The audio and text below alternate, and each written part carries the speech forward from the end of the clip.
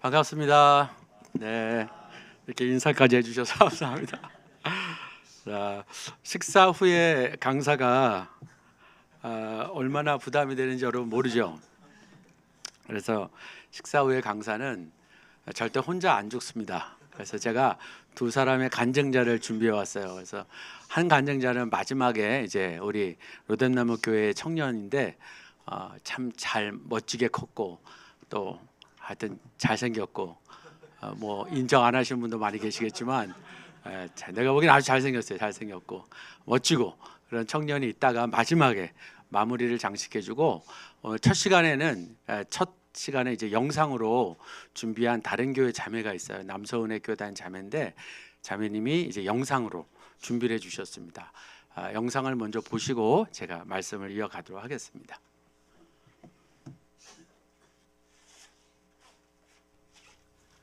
안녕하세요. 포타미션 훈련자 여러분, 만나서 반갑습니다.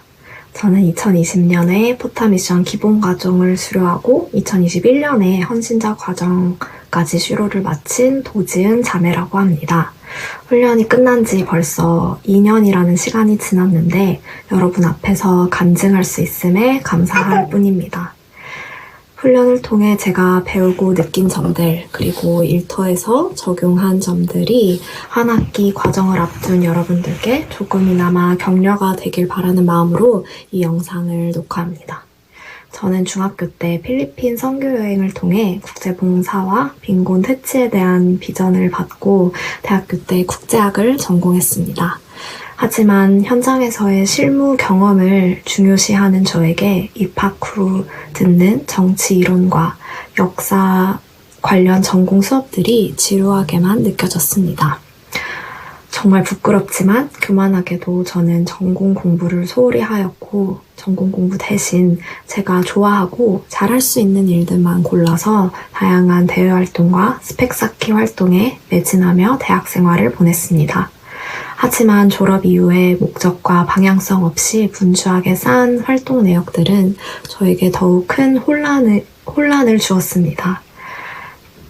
대학 이후 진로 설정에 큰 어려움을 겪게 되었고 뒤늦게 취업 준비를 시작하게 되었습니다.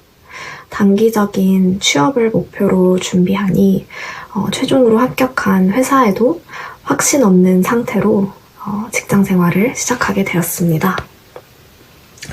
당시에는 너무 간절한 마음으로 취업 준비를 했으나 돌이켜보면 남들과 똑같이 세상적인 기준들로 직장을 선택했습니다. 조금 더 높은 연봉, 그리고 인지도 있는 기업의 타이틀, 탄탄하고 안정적인 규모의 회사를 원해 직장을 선택한 것 같습니다. 그 결과 수차례 면접을 통과한 뒤 받은 합격 통지서로 누리는 행복은 정말 잠시뿐이었고 입사 후 진로 선택을 의심하고 또 일이 너무 어려워지거나 사람들로 인해 스트레스를 받을 때마다 후회하는 시기를 경험하게 되었습니다. 하나님 앞에서 고등학교 때 받은 비전을 추구하지 못한 것에 대한 수치심, 그리고 과거 선택들에 대한 후회, 그리고 그 와중에 매일 출근을 해야만 하는 반복적인 일상 앞에서 저는 점점 불안해지고 동기부여를 잃어가게 되었습니다. 그런 시기에 교회 언니의 권유로 포타미션을 듣게 되었습니다. 포타미션의 첫 강의는 텐트메이커 바울에 대한 말씀이었습니다.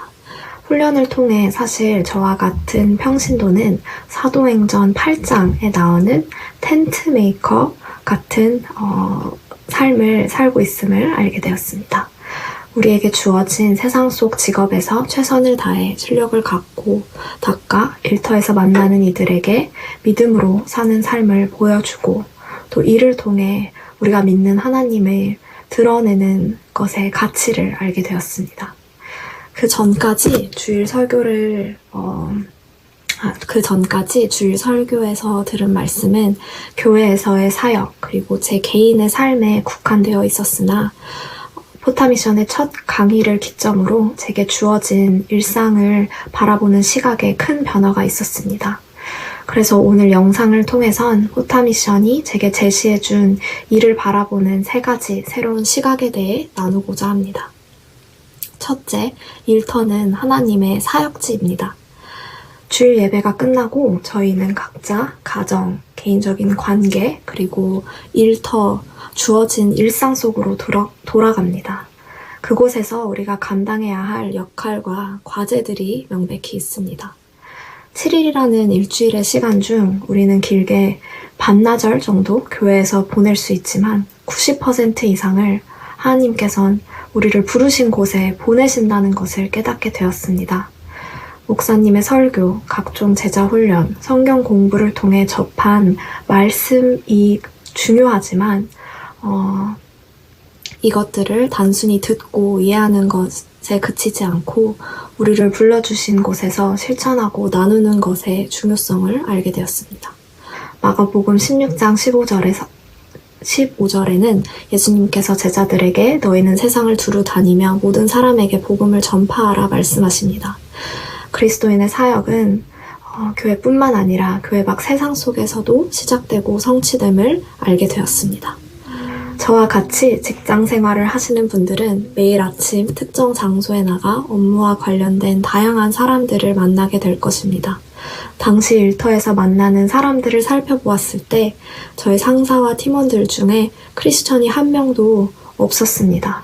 제가 유일한 그리스도인이라는 것을 깨닫고 나서는 업무에 대한 책임감과 또 그리스도인으로서의 사명감을 느끼게 되었습니다. 매일 아침 사원증을 보안 게이트에 찍는 순간 저를 포함한 많은 회사원들은 하나님을 모르는 수많은 직원들 속으로 들어가는 것입니다. 그들과 함께 보낼 수 있는 시 공간이 평신도인 제가 하나님을 전할 수 있는 사역지라는 것을 알게 되었습니다. 둘째, 일은 하나님의 사역입니다. 팀 켈러의 일과 영성이라는 책에선 일에 대한 본질과 목적을 기독교적 관점에서 설명합니다. 오늘날 많은 사람들에게 일은 자기 완성의 도구이자 자아 실현의 수단입니다. 하지만 성경에서는 일을 개인적인 이해를 초월하여 어떤 존재를 섬기는 사명으로 설명하고 있습니다. 누군가를 섬기는 마음으로 일할 때 우리는 하나님께 영광 돌릴 수 있습니다. 저는 현재 상업용 디스플레이를 해외 고객에게 판매하는 해외 영업 사원으로 일하고 있습니다. 입사 당시 쏟아지는 반복적인 전산 업무와 지표 관리로 인해 회사에서 보내는 시간들이 저의 소중한 청춘의 낭비라고 생각했던 적이 있습니다.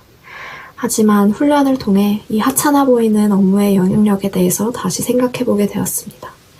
사실 제가 하는 일상적인 업무의 끝단에는 우리 회사의 제품과 서비스를 신뢰하고 구매하는 고객이 있고 또 중간 단계에는 한 건의 판매를 성사시키기 위해 노력하는 수많은 회사 동료와 협력사 직원이 있음을 알게 되었습니다. 그리고 이 모든 과정과 관계자들을 하나님께서 지켜보고 계신다는 것입니다. 아무리 작아 보이는 일이더라도 내가 하고 있는 일이 수많은 사람들의 업무와도 직결되어 있고 최종적으로는 자사 제품과 서비스로 고객의 사업을 이롭게 하는 기능을 갖고 있음을 알게 되니 그 어떤 일도 대충 할 수 없게 되었습니다. 골로새서 3장 23절 말씀에는 무슨 일을 하든 사람에게 하듯 하지 말고 주께 하듯 온 마음을 다해 할 것으로 권면합니다.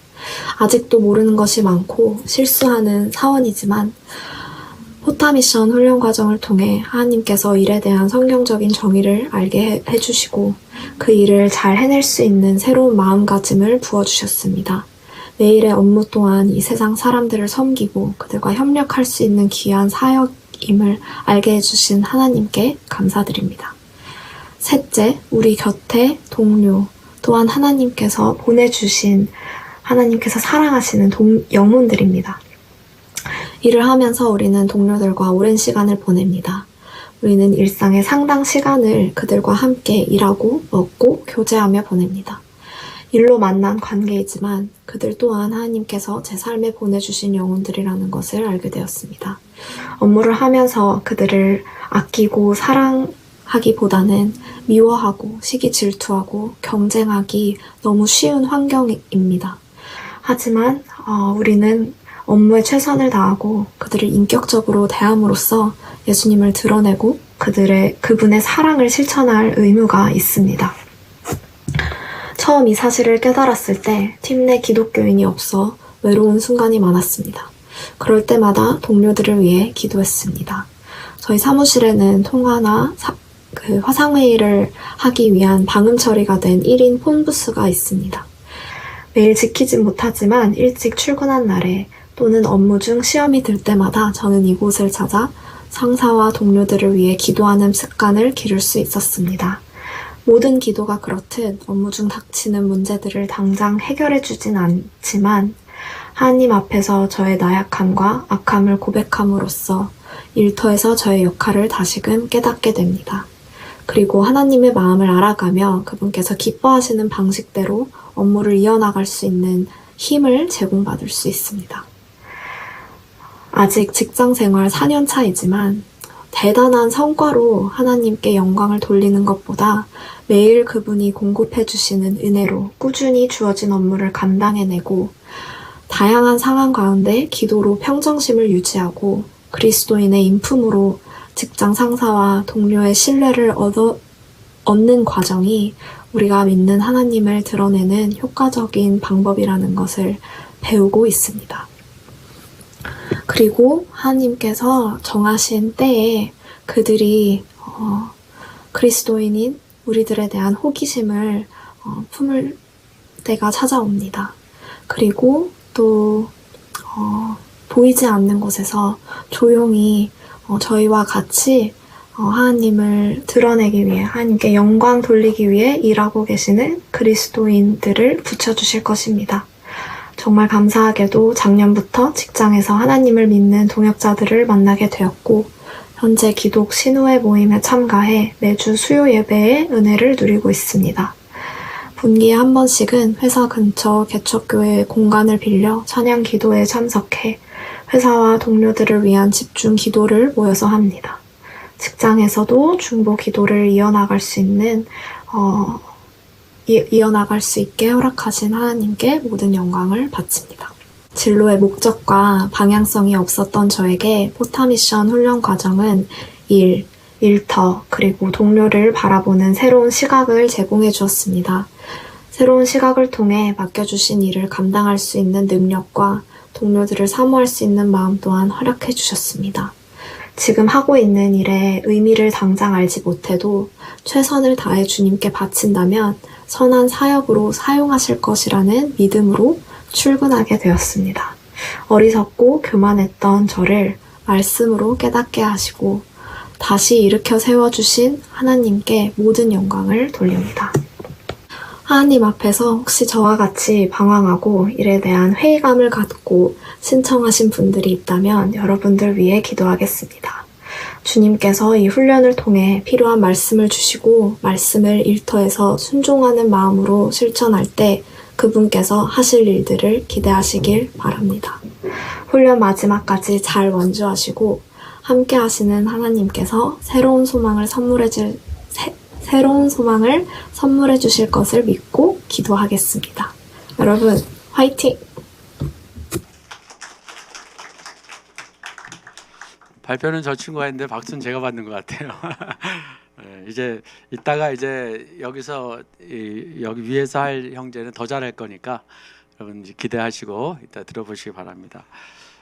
저는 이 포타미션을 하기 전에 남서은혜 교회에서 북에서 오신 분들과 남한 성도님들 공동체를 10년을 했는데 6년 만에 이제 개척을 했어요.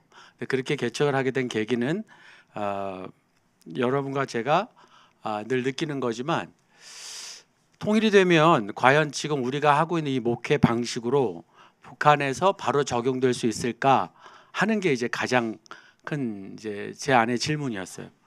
저는 안 된다고 봅니다. 여러분도 안 될 거예요. 절대로 될 수가 없습니다. 왜 그러냐면 지금의 우리가 하는 방식으로 일본에 가서 바로 적용한다고 해도 안 되고 또 중국에 가서 안 되고 중국 같은 경우에는 가정교회와 지하교회가 그렇게 부흥을 했는데 리더 한 사람이 갑자기 조용기 목사님한테 미쳐가지고 나도 순복음교회 같은 교회를 하겠다고 오자마자 건물 짓는 순간부터 그 집에서 200명이 모였던 교회가 15명으로 줄었어요. 그러니까 이게 이렇게 함부로 이식해서 되는 게 아니라고. 그러니까 순복음교회든 우리 한국교회가 이렇게까지 오기까지 뭐 아무리 뭐 감소세라 해도 이렇게까지 부흥하기까지가 뭐 단 1년이 걸렸습니까? 수십 년. 뭐 그냥 피땀 흘린 기도와 노력이 있었고 하나님 앞에 목숨 건 순교자들의 헌신이 있었어요. 그거 없이 우리가 북한 교회의 과거의 그 영광을 우리가 감히 되찾는다? 이건 진짜 앞뒤가 안 맞는 말입니다. 저는 한국 교회가 이런 교만을 좀 버렸으면 좋겠고, 탈북민을 통해서 이걸 깨닫고 탈북민 성도들이 대한민국 사회에 정착하는 게 얼마나 힘든지를 보면서 다시 우리 목회를 보게 된 거예요. 우리 교회를 다시 보니까 이주민의 입장에서, 나는 이주를 경험하지 않았지만 이주민의 입장에서 보니까, 그리고 같은 우리 민족인 탈북 성도들의 입장에서 보니까 이게 안 되겠다라는 위기감이 오더라고요. 그래서 하나님 앞에 이게 어떻게 돼야 되고 또 어떻게 해야 되는지 그걸 진짜 진지하게 고민하고 기도를 했어요. 그랬더니 하나님이 한 가지 답은 준 건, 지금 대한민국에 있는 대부분의 이제 탈북민과 함께하는 교회들은 대한민국으로 이사를 온 같은 동족이지만 북한 사회에서 살고 계신 분들을 위한 목회는 통해요. 어려워도 그건 가능해요. 왜 그러냐면 이분들이 아예 이사를 대한민국으로 왔기 때문에 그래요. 그러면 본인들이 대한민국 사회 체제에 적응하려고 노력을 할까요, 안 할까요? 합니다. 말부터 바꾸려고 그러더라고요. 근데 제발 그러지 말라고 그랬는데 말부터 바꾸려고 그래요. 초창기 하나원에서는 심지어 당신들 그 사투리 쓰면 사람들이 상대 안 하니까 아예 처음부터 조선족이라고 해라, 이렇게 가르치는 강사도 있었어요. 하나원 안에. 참 나쁜 사람들이죠. 그러면 안 되죠.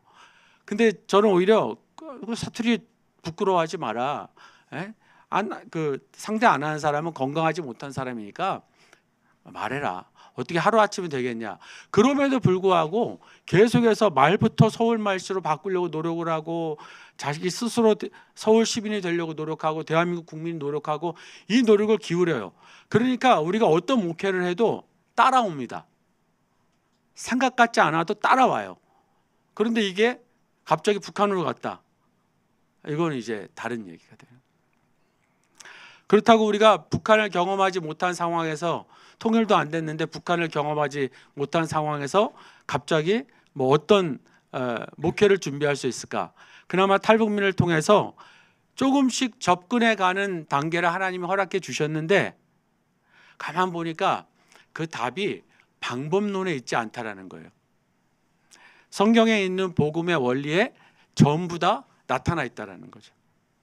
하나님의 나라, 하나님의 복음, 예수 그리스도의 복음 안에는 철저하게 처음부터 끝까지 하나됨이라고 하는 일치된 하나의 큰 강 같은 것이 흐르고 있어요. 에베소서 1장 10절에 보면 하늘에 있는 것이나 땅에 있는 것이 전부 다 그리스도 안에서 통일되게 하려 하심이라라고 개역개정판 성경, 개역판 성경에 유일하게 딱 2번 통일이라는 단어가 에베소서에 나오는데, 뒤에 나오는 통일은 조금 번역을 지나치게 번역한 것 같아요. 근데 에베소 1장 10절에 나와 있는 통일이라는 번역은 아주 적합하게 번역을 한 거예요. 또 하나, 고넬료 전도 사건 아시죠? 베드로가 고넬료에게 간 거. 근데 고넬료는 아시다시피 이탈리아의 백부장, 군대 장관이었어요.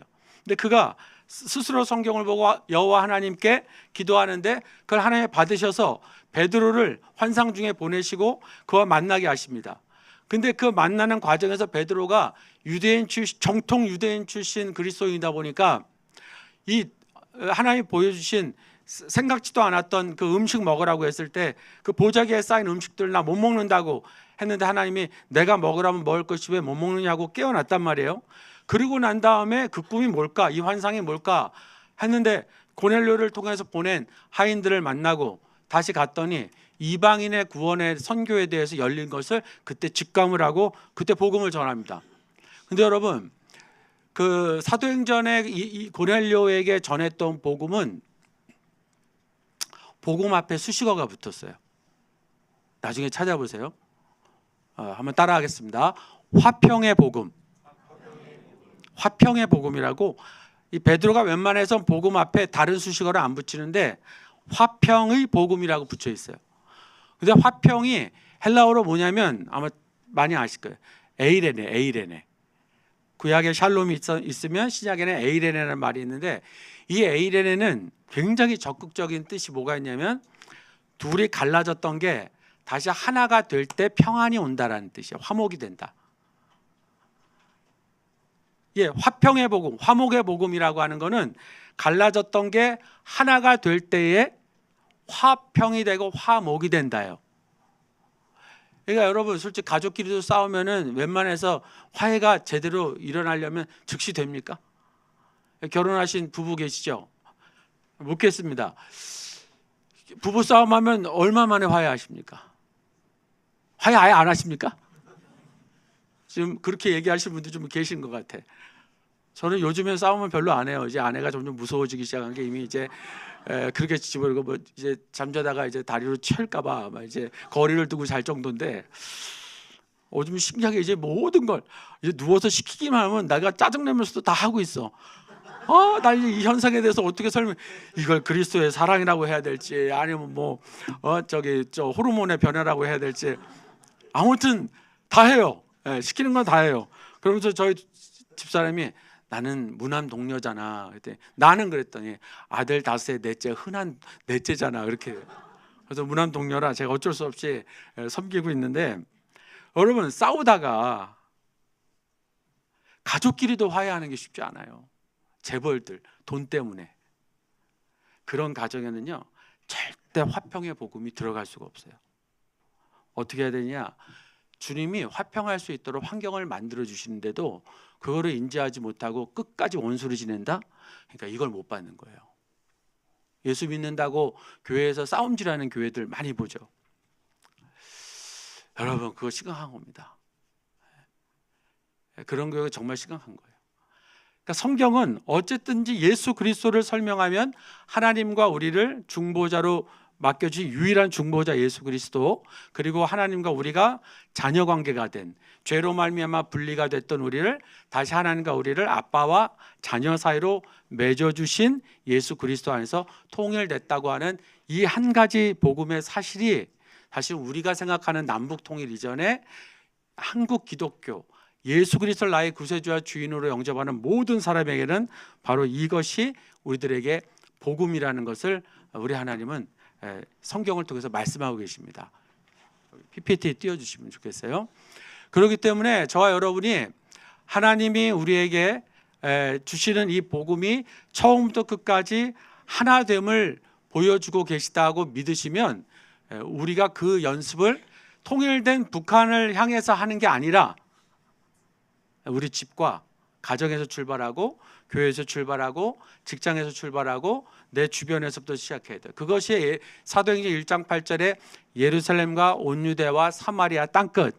우리 주님이 참 전략적이지 않아요? 이렇게 하나하나 나부터 부흥, 그 다음에 우리 가족, 이웃, 그 다음에 그 한 단계, 그리고 그 다음에 나라, 열방, 이런 식으로 하나하나 이 어떤 지역과 범주를 늘 넓혀가고 있다는 것은 굉장히 중요한 부분이에요. 그러니까 여러분, 나부터 불 받으셔야 돼. 나부터 은혜를 받아야 돼. 내가 안 받고 남편 받으라 그러고 내가 안 받고 애들 받으라 그러면 안 되고, 엄마나 받아 아빠나 받아, 이런 게 콩가루 집안인 거예요. 우리 로뎀나무 교회는 아예 없어요. 그런 가정. 듣고 왔어요. 저기 서초에서. 여러분 가정 우리 로뎀나무에는 없다고 믿고, 내가 먼저 받아야 줄 게 있는 거예요. 내가 받아야 넘치지. 내가 안 받는데 무슨, 내가 은혜를 안 받고 내가 성경에 충만하지 못한데 뭘로 이 죄된 세상을 밀어내 진리잖아요. 저와 여러분이 이 복음에 대해서 사실 정말 꿈을 꾸고 하나님 나라가 우리 안에 있다고 믿으면 용기가 생기는 거예요. 사자 수염을 잡을 수 있는 다윗의 용기, 골리앗이 있는데 돌을 던질 수 있는 용기, 하나님이 다 알아서 하셨지만 정말 그런 용기가 우리 안에 있다고 하는 거, 이 복음을 우리 안에 꼭 염두하고 정리만 하고 넘어가겠습니다. 이거 한번 보이십니까? 읽어볼까요? 복음은 여기 밑에 있는 파란색 부분 시작. 복음은 성부 하나님의 전적인 주권하에 아들 예수 그리스도의 성육신과 십자가의 대속 그리고 부활로 말미암아 죄인을 구원하시려는 놀라운 가장 좋은 소식이다. 성령님은 이를 깨닫게 하시고 기억나게 하신다. 이것은 예수 그리스도로부터 시작되어 초대교회 사도들의 전파를 거쳐 오늘 우리에게도 이 복음이 전해졌다. 이 복음은 길, 진리, 생명을 전하며 확장성이 있어 모든 사람에게 선포되어야 하는 구원의 소식이다.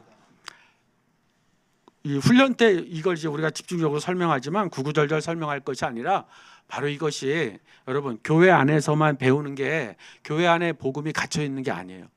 제가 청년 사역, 청년부, 그다음에 남북 성도 사역 진짜 하면서 느꼈던 게 많은 성도들이 가지고 오는 토요일과 주일의 모습은 주일날 교회에서 속으로 보면 그렇게 열정적인 사람들이 없어요.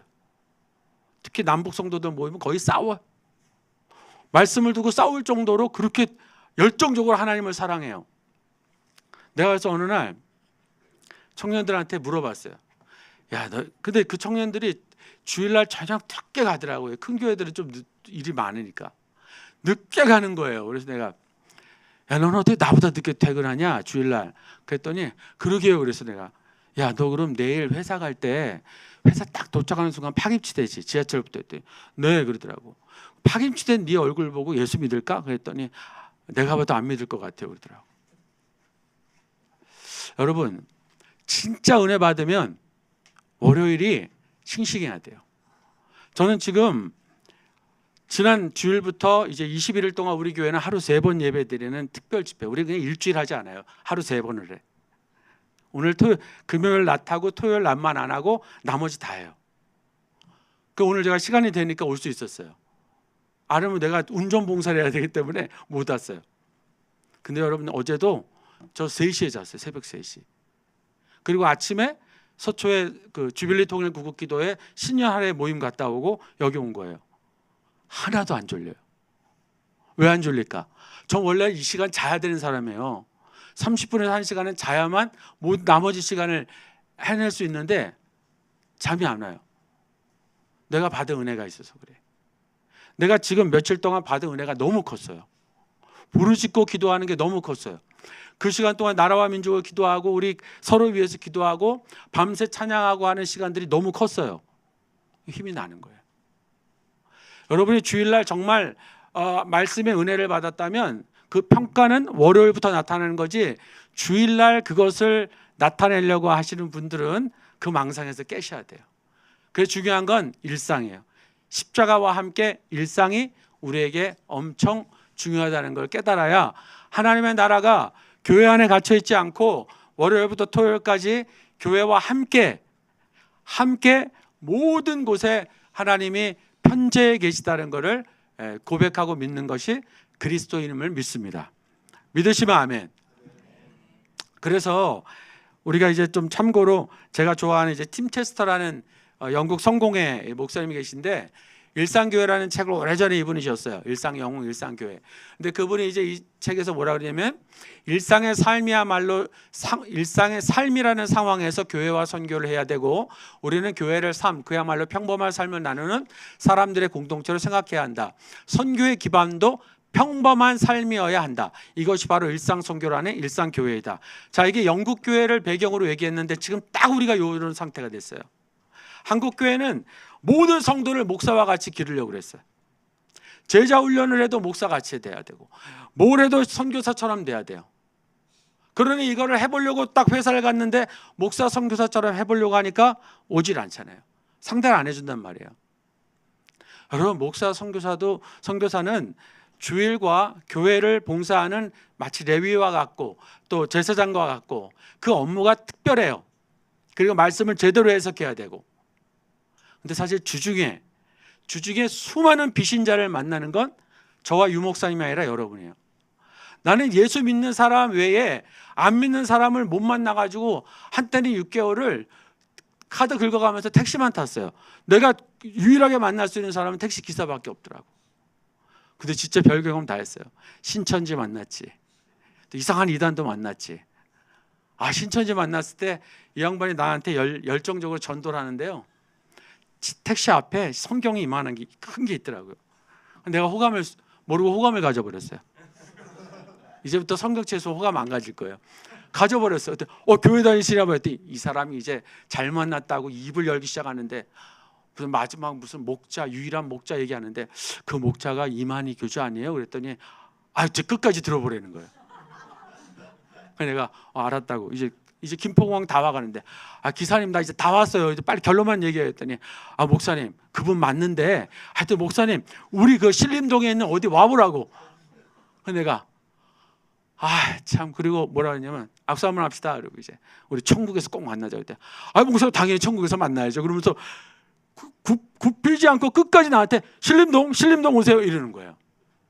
내가 그 열정에는 찬사를 보냈는데 여러분 그 잘못된 열정이잖아요. 근데도 택시를 타보니까 예수 믿는 사람이 의외로 많았어요. 두 번째는 예수 믿는 사모님을 둔 기사님이 엄청 많았어요. 근데 이분들의 특징이 뭔지 아세요? 막판에 내가 지금은 와이프 꼴보기 싫어서 교회 안 나가는데 막판에 뭐랬는지 아세요? 나도 와이프 따라 천국 가야겠죠? 교회 가야겠죠? 이러는 거예요. 내가 탈 때부터 이제 커피, 여름에는 플라스틱 커피 2개, 겨울에는 따뜻한 캔커피 2개 나도 마시고 드리면서 탔어요. 그러니 그 졸릴 때 딱 받으시니까 요즘엔 못 줘요. 막 마약 넣고 그러니까 함부로 못 받으실 것 같아. 그때는 얼마 전이지만 받으셔서 너무 고마워하고 입이 여기까지 찢어지는 거예요. 이제 5분 지나니까 나보러 누구냐고도 묻고 뭐 하시는 분이냐고도 묻고 막 그래요. 그러면서 얘기가 통한 거예요. 근데 얘기하다가 내가 누군 것 같아요? 이렇게 물어보니까 선생님? 교수님? 여러분 무시하지 마세요. 나 교수님 소리 들은 사람이에요. 저 목사예요. 그랬더니 이 기사님 뭐랬는지 아세요? 어쩐지 목사 같더라. 교회도 안 다니면서. 교회를 안 다니는데 어떻게 목사 같더라는 말이 나오냐고. 전직 교인이 70%랍니다. 한국 사회가. 교회에 발을 들여본 사람들이 그렇게 많다라는 거예요. 근데 지금 비신자의 숫자는 엄청나다는 거예요. 그럼 이제 바꿔야 돼. 기존에 CCC가 우리 한국 교회에 던져준 전도의 열정은 저는 절대적으로 인정하고 지금도 필요하다고 믿습니다. 그런데 다른 시각으로 좀 볼 필요가 있어요. 예전단도, CCC도 또 이제 저희도 마찬가지고 다른 시각으로 이제는 그렇게 전도해서 교회에 콧방귀도 안 끼는데 그러나 여러분 여전히 하나님이 필요한 사람 날마다 기하급수적으로 늘어나고 있다는 사실이에요. 선교의 필요성은 여기서 찾아야 돼요. 그러면 이제는 국경을 쳐서 해외만 생각하는 거는 이제 오산입니다. 해외에 나가는 거 줄이지 말고 동시에 내 주변의 변화된 환경을 봐야 되는데 우리의 일상을 주목하는 것이 지금으로서는 엄청나게 중요한 시점이다라는 거예요. 자, 그리고 또 복음은 뭔 특성이 있냐면 요한일서 1장 1절 4절에 보면 사도 요한이 특별히 복음에 대해서 얘기하는데 들은 바요, 본 바요, 손으로 만진 바라 그랬어요. 생명의 말씀을 복음을 얘기하는데 예수님을 만진 것처럼 얘기한 게 사도 요한이고 사도들의 특징이에요. 그러면 들은 거고 본 거고 손으로 만진 거라고 공동체에게 전하는 사도 요한의 입장에서는 복음은 보여지고 들려지고 만질 수 있는 실체라는 거예요. 예수는 실체예요, 실체. 그러면 이렇게 말하는 사도 요한은 어떻게 그거를 설명했을까? 본인이 만난 예수를 설명하니까 믿게 되는 거예요. 다리가 되는 거예요. 저와 여러분도 사실은 주변에 전도를 한다고 하지만은 사실 우리가 예수님에 대해서 신학적으로 얘기해봐야 변론해봐야 우리 대한민국 사회에서는 그게 크게 작용하지 못할 겁니다. 아테네에서 복음을 전했던 사도 바울이 아테네 사람들에게 맞는 복음의 방식을 선택했지만 우리는 아마 그 방법이 쉽지 않을 거예요. 그런데 한국 사람들 이 정문화가 아직도 있기 때문에 대화를 하다 보면 대화를 기피하는 사람에게 호감을 갖게 돼 있어요. 호감을 갖게 되면 내 사연을 들어주고 내 사연을 이해해주고 같이 대화를 하려고 하는 사람은 이제 그 사람의 이야기를 들어줘야 되는 또 상황에 놓이게 되는 거죠. 사도행전 2장 46, 47절에 성령 받은 공동체가 제일 먼저 보인 것은 공동체가 형성이 됩니다.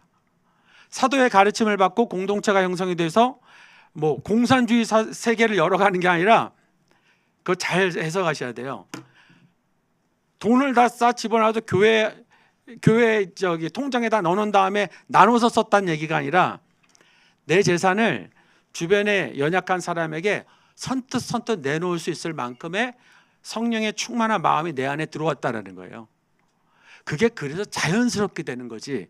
뺏어서 넣어서 나눠준다. 그래서 성공하는데 한 군데도 없잖아요. 역사에 길게 가봐야 70년이었어요.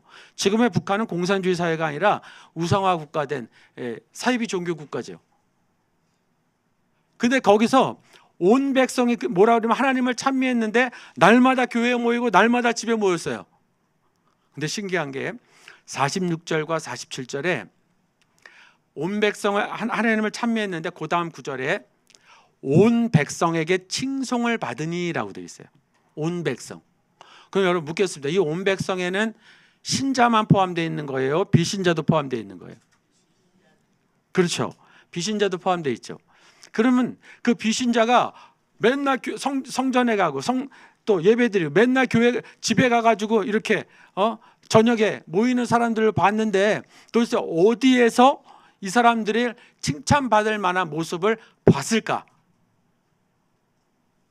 낮 시간대죠. 일을 하고 같이 회당에서 말씀을 연구하고 이웃과 이야기할 때 그때 칭찬을 받았는데 세번역을 비롯해서 영어 성경과 헬라어 원역에는 이 칭송을 받다를 정확히 뭐로 번역하냐면 호감을 주고받더라라고 되어 있어요. 호감을 주더라. 저는 예수를 제대로 믿은 게 우리 어머니가 교회를 다녀서 믿은 게 아니에요. 어머니가 교회를 먼저 나갔기 때문에 교회를 간 게 아니라 마지막에 안 간다 그랬는데 초등학교 교사 선생님이 마지막 전도를 오셨는데 그분이 얼굴을 환하게 웃으면서 저에게 전도를 하시는데요. 그 5분 시간 동안에 마음에 결심을 했어요. 이 사람 때문에라도 나가봐야 되겠다. 나갔더니 그게 마침 중고등부 부흥의 기간이었어요. 또 부흥 강사가 얼마나 난리법석을 떠는 부흥 강사인지 가자마자 애들이 주여 삼차하고 기도하는데 막 방언을 하는 거예요. 내가 방언을 어떻게 알아요? 방언은 뭔지도 모르는데 집에 와서 어머니한테 그랬어요. 엄마 왜 귀신 들렸나 봐. 막 무슨 소리 하는데 뭔 말인지도 모르겠고 막 그냥 막 뭐라 그러는데 나 귀신 들려서 못 가겠어 했는데 못 간다고 하고는 지금 목사가 됐어요. 에? 그것도 저 북한 선교하겠다고 감히 버릇없이 북한 선교하겠다고 열리지도 않은 북한 선교하겠다고. 하여튼 신기해요. 저는 이제 생각하면 그분이 그렇게 환한 얼굴로 나한테 복음을 전해준 짧은 시간 그때 뭔 얘기인지 하나도 기억이 안 나요. 근데 그 얼굴 하나만 기억나요. 마찬가지. 얼마나 성경을 우리가 잘한다고 성경을 구구절절 풀겠습니까? 저와 여러분의 성경 공부라는 거는 이단을 변호하기 위함도 있지만 진리가 나를 자유하게 하는 것에 대한 내가 부흥되기 위해서 먼저 하는 거예요. 내가 부흥돼야 넘쳐서 흘러가는 거잖아요. 그러니까 굳이 설명하지 않아도 그런 사람을 보고 왜 저렇게 행복할까 할 때 낚시받기는 거지. 저는 영역선교의 시작이 여기서부터라고 보는 겁니다. 자, 여러분, 아까 제가 이제 일상을 잠깐 얘기 드렸는데 제가 오면서도 지금 오늘 여기 이제 여러 번 왔지만 올 때마다 외국인 대학생들을 많이 보고 여러분들이 이제 그게 일상일 거예요.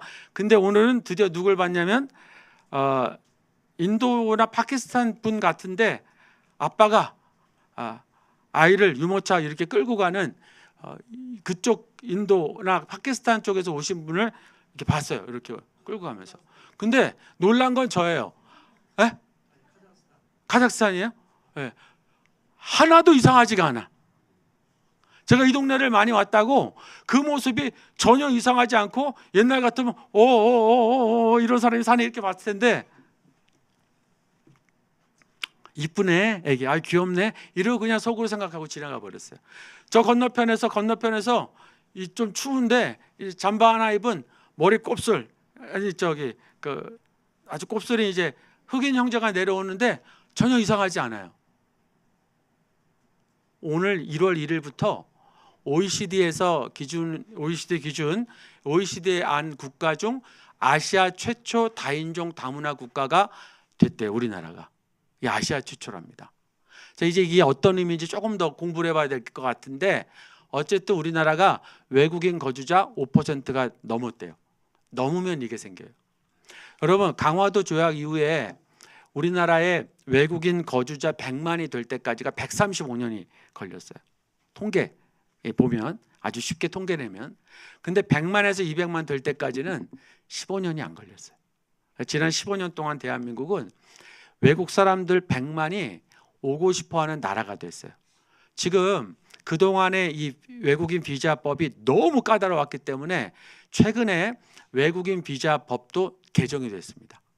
그래서 어느 때보다도 대한민국에 오는데, 심지어 지금으로부터 10년 뒤에는 10년 뒤에 300만이 되고 300만이 훨씬 많이 이상이 되고, 이제 대한민국에 함께 외국인과 살아가는 나라로 대한민국은 탈바꿈한 최초의 아시아 국가라는 거예요.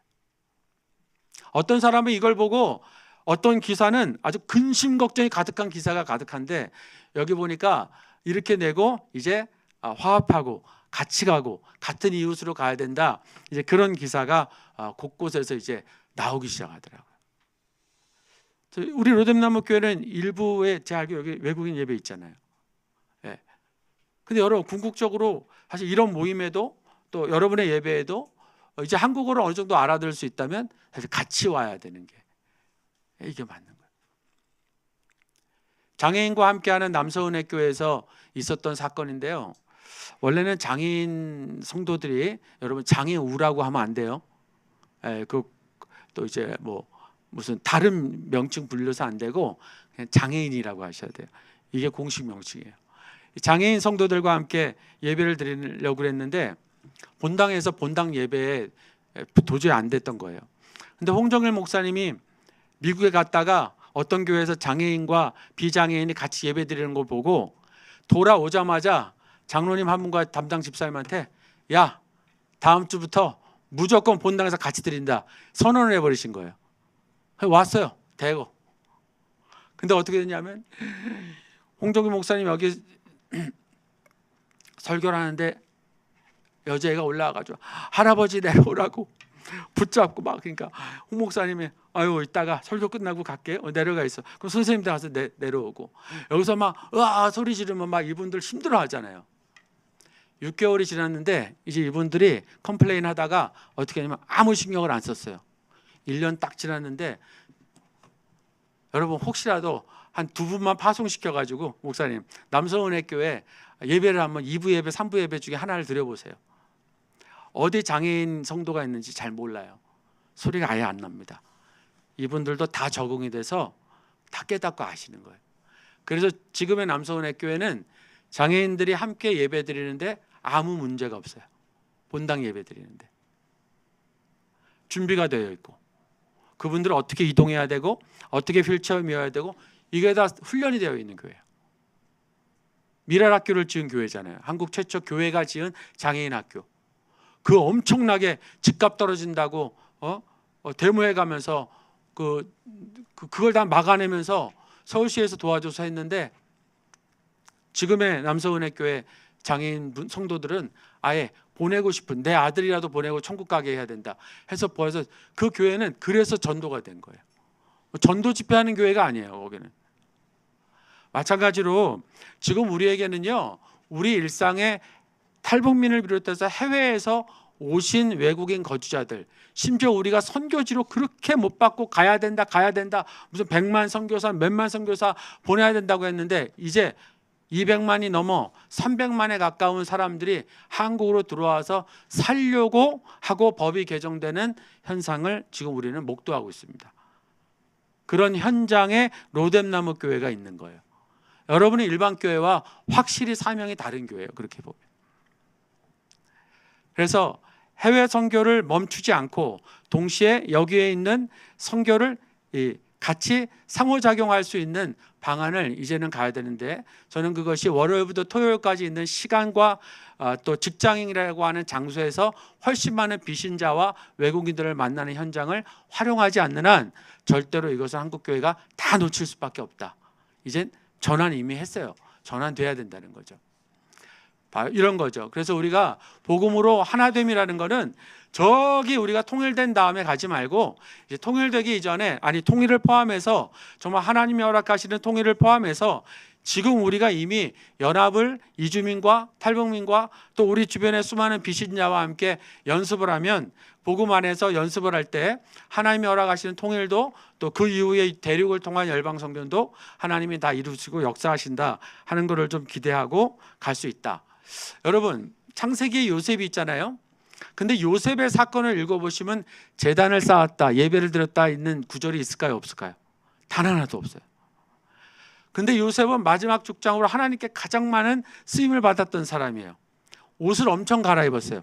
채색 옷, 종의 옷, 죄수옷, 마지막 세마포 옷을 입으면서 예수님을 예표해요. 애굽의 총리가 된 정도가 아니라. 근데 이 요셉이 가는 곳마다 사람이 따라붙어서 하나님의 도구의 역할을 해요. 보디발의 장군은 집에 들어갔지만은 오해를 받아서 감옥으로 가는데, 간수한테도 그 교도관에게도 좋은 호감을 받지만 거기에 같이 갇혀 있었던 그 왕의 비서관에게도 꿈을 해몽해주고, 그런데 까먹는 바람에 2년이라는 시간을 감옥에 있었잖아요. 그리고 2년 후에 꿈을 해몽할 만한 왕이 서니까 그 왕의 꿈을 해몽해 줄 수 있는 사람이 기억나서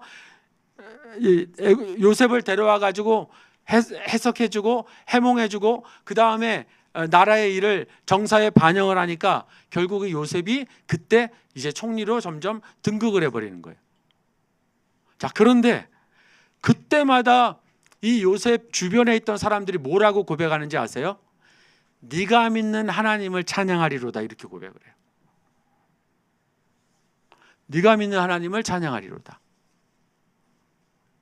그러니까 이 사람들은 정말 예수를, 여호와 하나님을 믿었던 사람이라고 볼 수 없는데, 요셉을 통해서 네가 고백하고 믿는 여호와 하나님을 내가 인정하겠다, 그가 누군지 알겠다, 너를 보니 알겠다라고 하는 대표적인, 사실은 일상의 사역자의 역할을 하세요. 다른 사람하고 정말 다릅니다. 우리 아까 그 지은 자매가 텐트 메이커를 얘기했는데, 여러분 사도 바울이 이 천막을 쳤잖아요. 근데 이 오해하시는 분이 많이 있어요. 우리가 생각하는 여행용 텐트인 줄 알아요. 아니, 저 시대 사람들이 무슨 여행을 가요? 무슨 뭐 불 펴가지고 무슨 밥을 해 먹어요? 그런 거 없잖아요. 그럼 저 시대 때 텐트는 뭘까요? 로마 귀족들이, 그다음에 유대인의 기득권들이 체육 행사고 행사하면 그 큰 경기장에서 하잖아요. 그 뭐 로마에 있는 것 정도는 아니더라도 대형 뭐 운동회 뭐 체육 대회를 할 때 거기를 덮을 수 있을 만큼의 천막이었단 말이에요. 그러면 사도 바울은 우리가 생각하는 천막 만드는 개인 사업자가 아니라 중소기업급 대표 CEO를 역할을 했던 거예요. 그러면서 돈이 있는 자 없는 자, 권력이 있는 자 없는 자, 종교 기득권자 아닌 자, 모든 이방인까지 포함해서 다 만나본 경험을 저기 일상의 직업을 통해서 경험한 것이 사도 바울이 여러 가지를 이제 보완하고 피해가고 극복해 갈 수 있고, 제일 중요한 건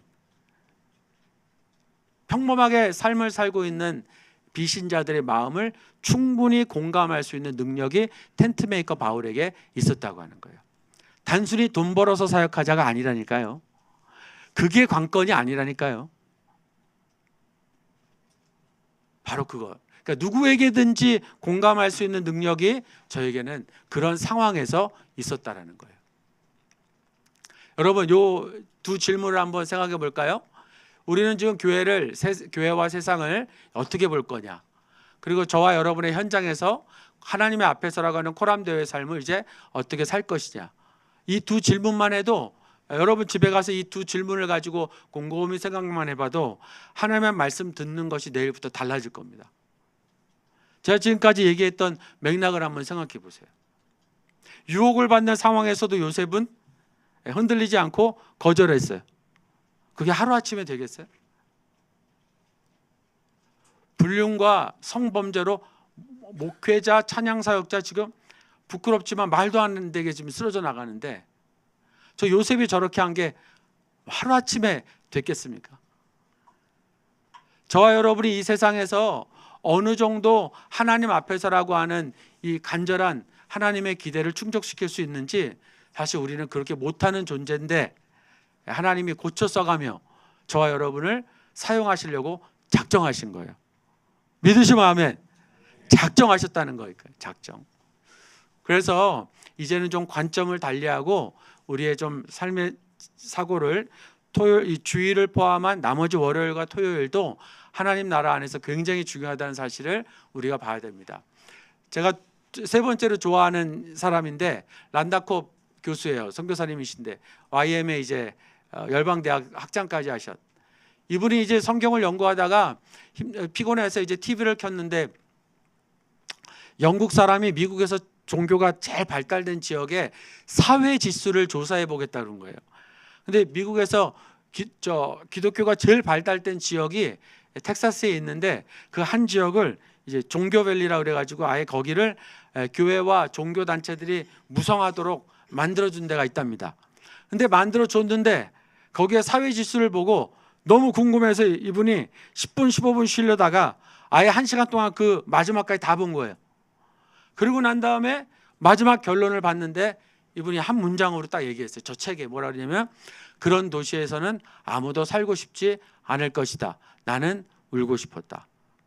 강간, 살인, 도적질, 뭐 가정불화 뭐 이런 것들 있죠. 이런 부정적인 지수가 미국의 5개 안에 드는 도시에서 하나도 안 빠져 있다는 거예요. 뭐 우리 서울은 어떻습니까? 말할 것도 없죠 지금. 저와 우리가 살고 있는 이 서울은 지금 말할 것도 없어요. 내가 아까 얘기했죠. 이제 음료수도 함부로 못 나눠준다고. 대치동에서 음료수에 주사기로 마약 넣는 바람에 이제는 함부로 누구한테 뭘 줄 수가 없어요. 자, 옆에 분 보고 서로 조심합시다.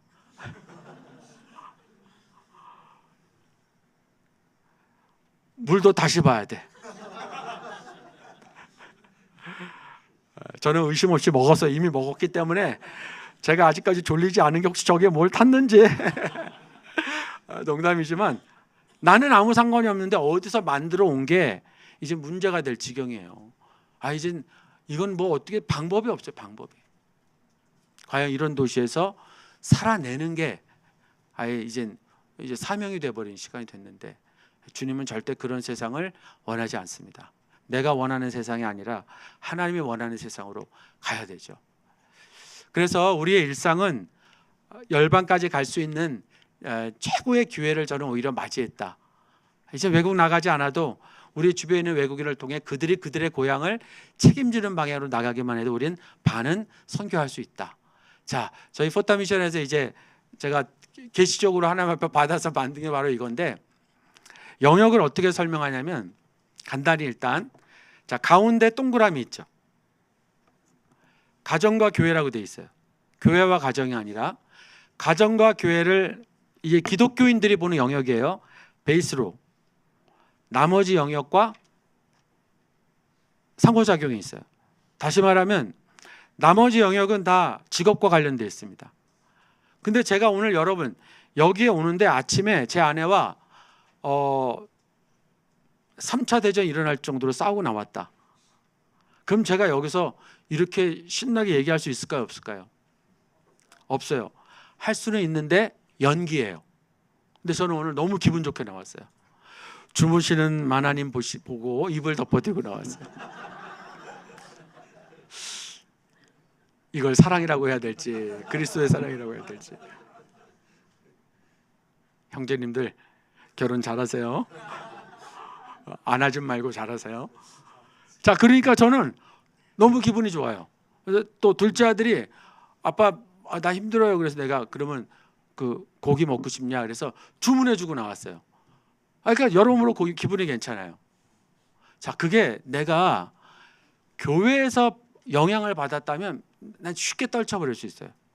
근데 가정에서 영향을 받잖아요. 하루 종일 가요. 여러분, 창세기에 나와 있는 최초의 공동체는 가정이지 교회가 아니었어요. 가정을 통해 하나님이 하실 일이 이 원 엑기스를 주시려고 하는 게 사실 많아요. 그래서 가정과 같은 교회는 해도 교회 같은 가정으로 결혼 안 하잖아요. 여러분, 교회 같은 가정 만들고 싶으세요? 그렇게 힘든 가정 만들고 싶으세요? 아빠는 목사가 돼야 되고 엄마는 전도사가 돼야 되고 애들은 전부 다 성도가 돼야 돼가지고 그게 아니잖아요. 근데 교회를 세울 때 뭐라고 표현하냐면 가정과 같은 교회를 하겠다고 다 그래요. 가정은 지울 수 없는, 거절할 수 없는, 특별히 하나님 앞에 정말 하나님과 평생을 살아가는 사람을 소수 제외하고는 다 결혼해서 가정을 하는 것이 하나님 나라를 넓히는 데 최우선순위가 돼야 되는 거예요. 자, 그 다음에 교회예요. 다시 말하면 정서적인 공급처, 영적인 공급처, 이게 베이스가 안 되잖아요. 그럼 나머지에 가서 무슨 영역 선교를 한다, 하나님의 나라가 어쩌고 저쩌고 복음을 전해야 된다, 아무것도 안 돼요. 제가 아까 말씀드렸잖아요. 월요일 출발부터 파김치 된다고. 근데 내가 정말 주일날 그리고 가정에서 좋은 게 출발했다면 우리들의 월요일은 이건 벌써 열려요. 그게 끝까지 간단 말이에요. 힘들어도. 나머지의 영역은 이렇게 서로 영향을 받습니다. 그 다음에 내가 일을 통해서 재정을 받아요. 하나님의 재정 창구의 통로예요. 여러분, 일 안 하려면요 문제입니다. 그리고 목회는 사명 감당이에요. 그래서 요즘 이중직이라는 말도 이제는 거의 이제 없어질 판이에요. 목회자들 중에서도 이제 돈이 없어서 뭐 목회자는 가난해야 된다. 저도 동의합니다. 근데 목회자가 부자를 목표로 하는 건 또 문제가 있는데 무조건 가난해서 애들에게 상처를 줘야 된다? 이것도 문제가 되는 거예요. 그런 법을 하나님은 어디서 세웠어요? 그게 아니잖아요. 그러면 요즘에 목회자들 중에서도 일을 하면서 우리 성도님들의 마음을 공감하는 분들이 그렇게 많아요. 교회에서 그 목회자의 가정에 살해를 할 수 없는 상황이라면 목회자가 같이 가서 일을 하고 함께 동역하면서 그렇게 하는 사람도 많습니다. 그러니까 이런 직업은 우리들에게 재정 창구 또 선교의 장으로서 역사하는데, 자, 저 위에 이렇게 동그랗게 되어 있죠. 오늘날 영역은 19세기 아브라함 카우퍼가 얘기했던 영역을 얘기할 때는 영역 하나가 굉장히 영향력을 발휘하는 시기였어요. 단순했다는 얘기죠. 단순했다고. 4차 산업혁명의 중심부에 들어와 있는 오늘날에는 영역은 하나로 존재하지 않습니다. 자, 손흥민이 운동을 잘한다라는 것을 골을 많이 넣었다는데 호감이 갑니까? 몸값이 얼마나 되는데 호감이 갑니까? 몸값이 얼마? 만약에 일본의 최고 잘하는 애가, 중국의 우레이가 손흥민보다 더 많이 받는다면 여러분 그거 가만히 있겠어요? 이거 하지 말고 나가서 대모해야지. 우리 손흥민이가 어디 우레이하고 비교가 됩니까? 이런 식으로 나간단 말이에요, 사람들이. 요즘에는 모두 스포츠가 경제와 관련돼 있어요. 아예 경영, 경제 하나가. 그래서 이제는 모든 게 콜라보레이션 되는 거예요. 음악과 미술은 하나의 예술 영역에서 이제 구분하지 않고 같이 가요. 전시관 가보세요. 그림만 달랑 걸어놓은 데 누가 들어갑니까? 근데 어디선가 음악이 나오고 그림 그리는 게 이 PPT로 계속해서 동영상으로 돌아가고 그런 데가 훨씬 더 박물관이 사람이 메어 터지거든요. 이게 최초로 콜라보레이션이라는 말을 활성화시킨 계기가 된 게 이 미국에서 바로 이렇게 사용해서 된 거예요. 그래서 오늘날 우리가 학생들이나 우리 자녀들에게 무슨 진로 지도를 할 때 뭐 한 가지만 보지 말고 어느 정도 두 가지 정도는 이제 복수 전공할 수 있는 시대가 된 환경이 됐어요. 그래서 우리 사회가 이렇게 상호 보완이 돼서 이 사회는 통으로 가는 거예요. 통으로 하나님 보실 때. 그러니까 하나님이 내가 너희를 쓰겠다 그러면 로덴나무 교회 한 사람 한 사람의 직업을 보면 하나의 선교 전략이 나올 수 있는 거예요. 그러니까 여러분들이 교회를 통해서 말씀을 받고 영적인 공급처가 되잖아요, 교회가. 그러면 주님이 그런 여러분들에게 여러분의 직업을 통해서 비신자를 만날 수 있는 가능성을 자꾸 열어주시고 그것을 거부하면 그것도 끊어진단 말이에요. 근데 아까 우리 첫 번째 지은 자매가 한 거 들으셨죠? 훈련받고 자기가 관심을 보니까 보여지기 시작한 거예요. 다시 말하면 하나님은 여전히 선교하고 계셨는데 무지한 내가 그걸 모르고 나만 복 받으면 끝나고 나만 천국 가면 끝나고 내 주변은 괜찮고. 근데 여러분 잘 아셔야 됩니다. 전도는 1대1인데 그 전도가 심어져서 선교가 되면 사회가 바뀌는 것까지가 선교예요. 생각해 보세요. 우리나라의 병원, 학교 다 우리 미국 선교사님들이 세웠잖아요. 와서 보니까 사람들이 뭘 할까 했는데 미국 선교사들 보니까 애들이 아침 되니까 여기다 뭘 엄마가 이렇게 보자기에 쌀을 짊어주고 어디를 들어가는데 조그만 집으로 다 들어가더래요. 동네 애들이. 가보니까 뭐 웅얼웅얼 대보니까 서당에 들어가는 걸 발견하고 미국 선교사님이 미국 본부에 연락을 해서 편지를 써가지고 조선 사람들은 교육열이 엄청 높다. 자기는 못 가도 애들에게는 글 공부를 시켜서 출세를 시키려고 하는 이 교육열이 엄청 높다. 이거를 하고 난 다음에 뭘 했어요? 학교를 지은 거예요.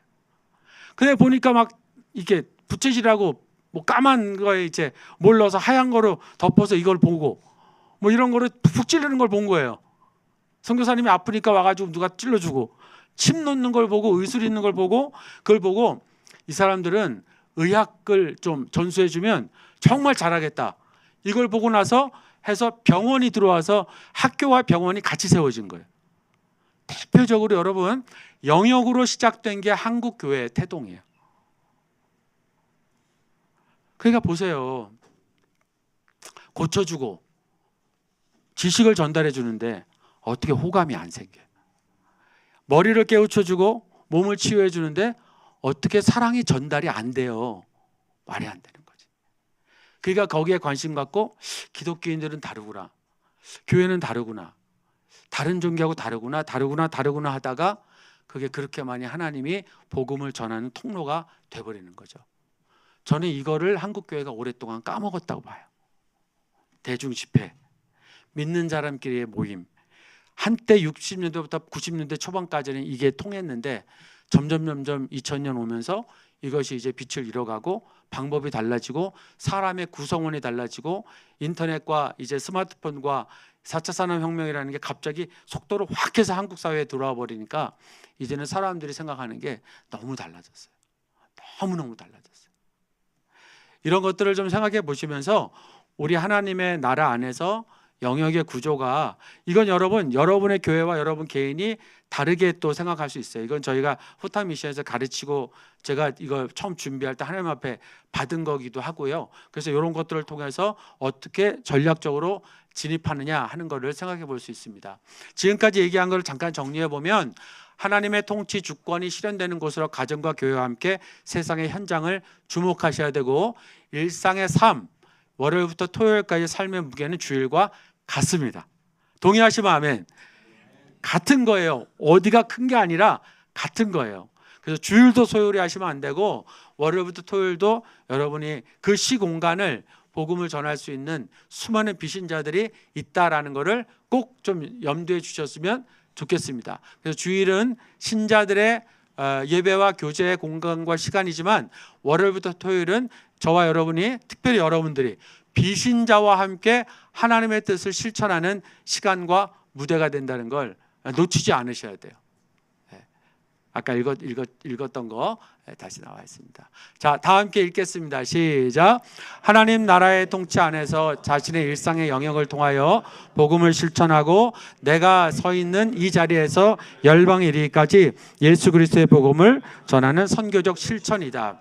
목사와 같이 설교하지 않아도 되고 사형리 가지고 구구절절 외우면서 하지 않아도 되고 왜 그러냐? 실천, 실행이에요. 내가 보여주는 거예요. 내가 보여주는 거예요. 그리고 왜 내 자리에서 열방까지냐? 이제 인터넷이 있잖아요. 스마트폰으로 외국에 가서도 돈을 입금할 수 있는 모든 세상이잖아요. 어디에 있는 뉴스를 실시간으로 우리는 다 볼 수 있잖아요. 일본에 지진 난 거 나중에 보는 게 아니라 우리는 지금 알 수 있어요. 그 자리에서 알 수 있잖아요. 그럼 여러분 막 전화한단 말이에요. 일본에 있는 우리 동생 목사한테도 전화하고 막 괜찮냐 어떠냐 그렇게 전화할 수 있단 말이죠. 얼마든지 지금은 우리가 시각만 바꾸고 자세만 전환하면 선교가 우리 품 안에 들어와 있다.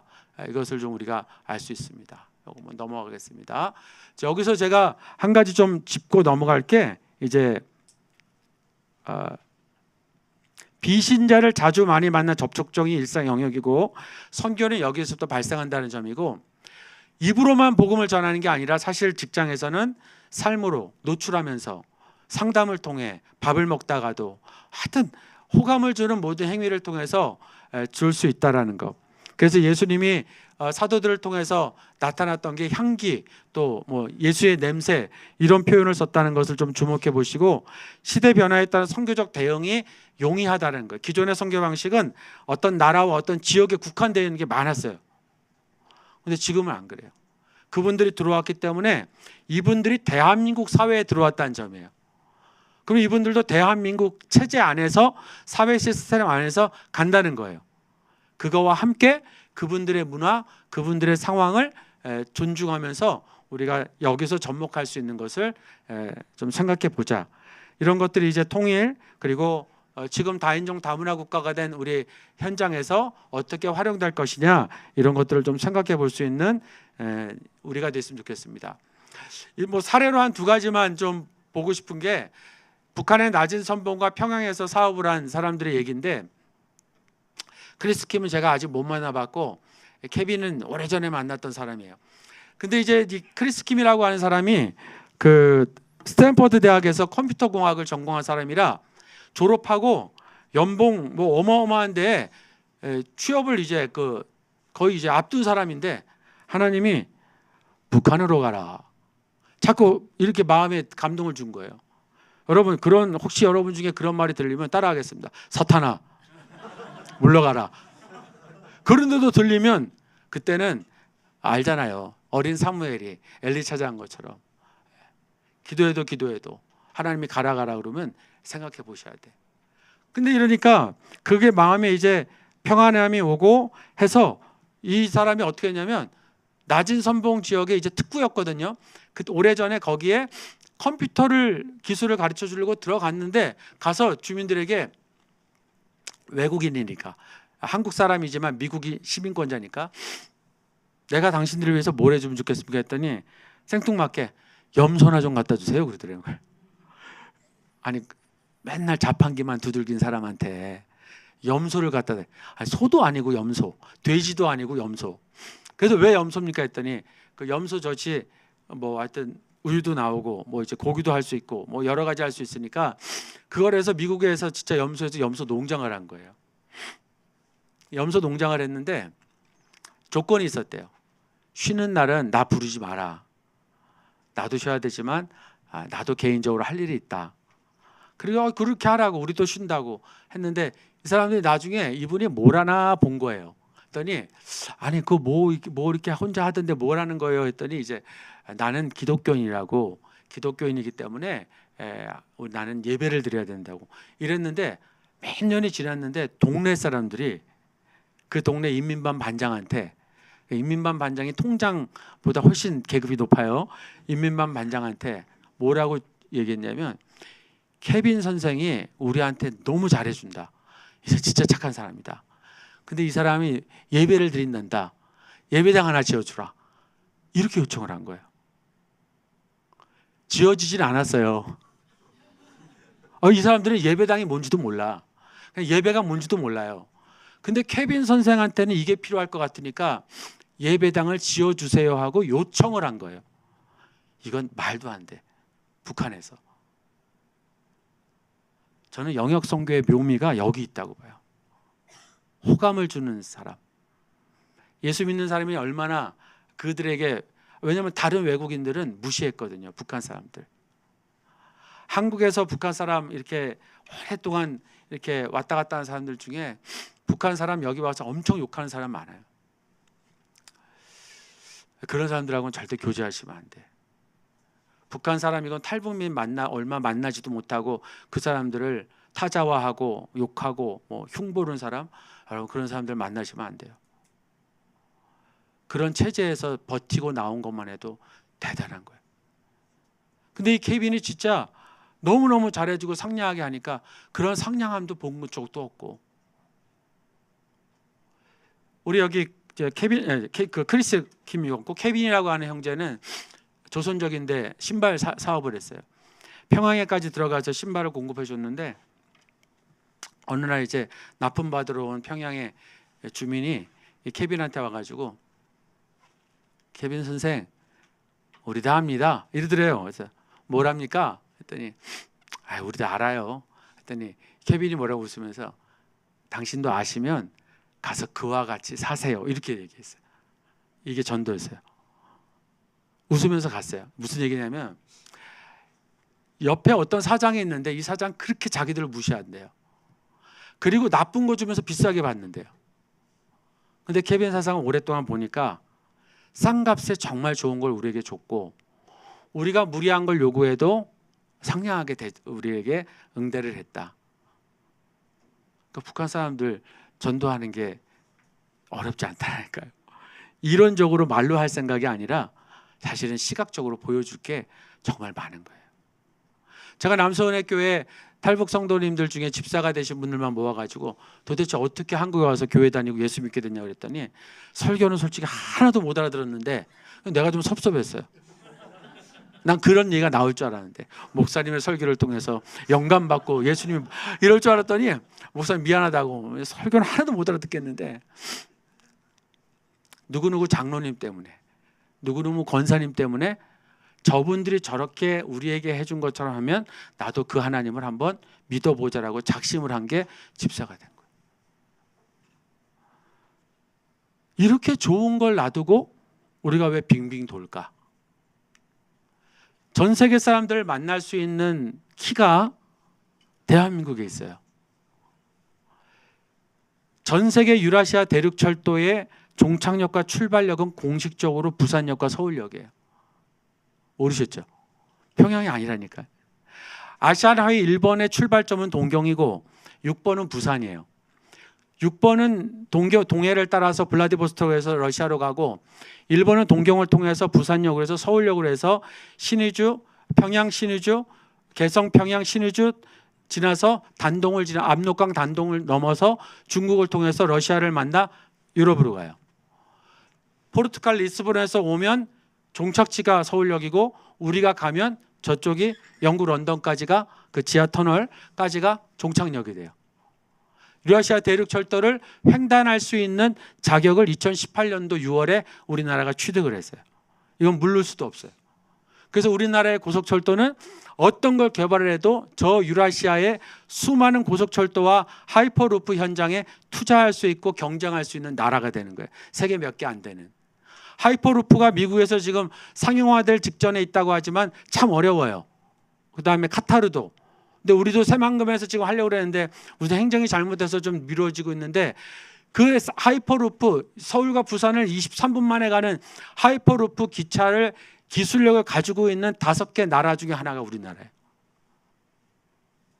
그래서 우리나라가 가지고 있는 이 열차의 이 잠재력은 저는 통일을 통한 열방선교는 반드시 하나님이 포기할 수 없는 전략이다라고 보게 된 거예요. 그럼 이거를 목사들이 다 하느냐? 아니죠. 여러분들이 하는 거지. 목회자도 하지만 여러분들이 하는 거지. 직업을 통해서 하이퍼루프가 온 세상에 다 깔려지는 시대가 되면 출장을 통해서 중국을 갔다 올 수 있고 출장을 통해서 러시아를 갔다 올 수 있고 이틀 3일 만에 기차를 통해서 출장을 다녀오는 나라가 되는 게 그게 대륙의 한반도예요. 한반도. 여러분, 저와 여러분이 이런 나라를 여기에 맞는 전도 방법, 선교 방법을 생각한다면 저는 답은 분명하다고 봅니다.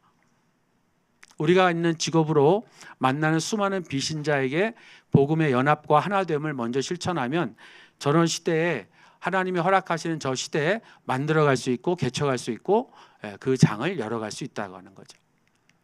요거는 제가 요것만 설명하고 마칠 겁니다. 자, 아브라함 카이퍼에 대한 부분은 뭐 여러분 담임 목사님 통해서도 많이 듣는데 여기 아브라함 카이퍼가 한 이야기들 중에 요것만 제가 하고 마무리를 하겠습니다.